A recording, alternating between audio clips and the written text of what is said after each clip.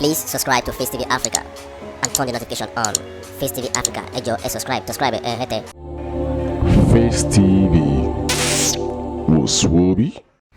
If we keep allowing the rich to lock up the poor for as long as they want, that means we are still on Burara time. We are still on jungle style, jungle justice, when the rich can keep the poor away in police cells as long as they want.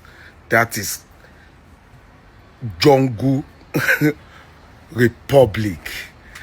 Speed Darlington has been there for over 1 month. He spent Christmas and New Year in detention. That is really bad for our democracy. That is really bad for freedom of speech. That is really bad for our system. I think Nigerian police need to look into this as soon as possible. The guy has been there for long. Even Dele Farotimi is out. So why are they keeping him there? They should allow him to have his days in court to defend himself. We are not in jungle and we are not in animal farm.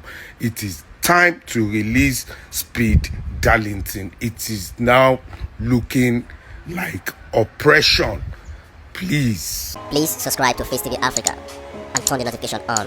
Facetv Africa, ẹ jọ̀ọ́, subscribe, hete. Face TV was Swoby.